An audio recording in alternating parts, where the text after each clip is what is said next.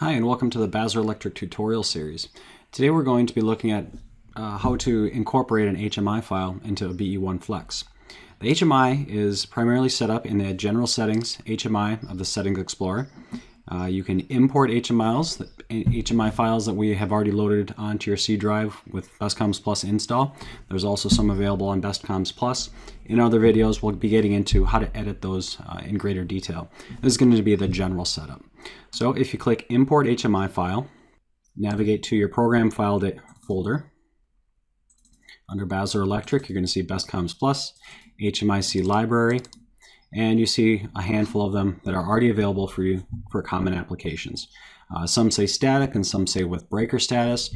Breaker status ones are going to animate based upon breaker status as far as the device knows it, and the static ones are just going to be static. We'll just do a basic feeder with breaker status. When I import that file, it gives me a visualization of that one line space. It shows in here that you've got a breaker that's closed when it's red. Is red when it's closed, or it would be green when it's open. And that's all you would necessarily have to do to incorporate that HMI file. But we're going to get in a couple more details here. In the long description, it talks about what components are going to be necessary for that specific HMI file. Being as flexible as it is, we don't necessarily know whether you're controlling 1, 2, 15, 20 breakers in a given application. So there is some coordination between the HMI file and the general configuration. So this one says it requires breaker 1 instance. So if I look under my configuration in my breaker summary, I need to make sure that I have that first instance of breaker incorporated. You could stop there, but most typically you're going to go down into your logic and drive that breaker status with 52A or B contact input commonly. Other pieces that you're going to see in the HMI file are going to be control switches and indicators.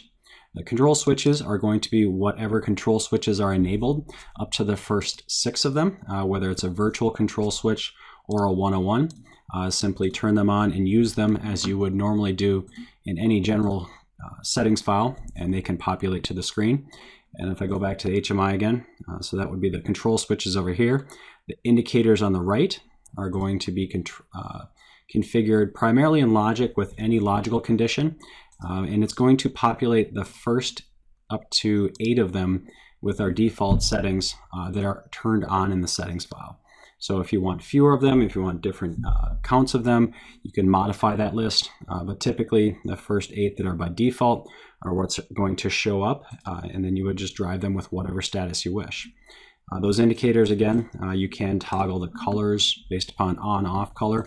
So maybe on is going to be green, maybe that's a good condition, or off is just going to be gray and blend into the background. And that's how you would control all those components of the HMI, the one-line space, control switches, and the indicators on the BE1-FLEX home screen. Thank you very much.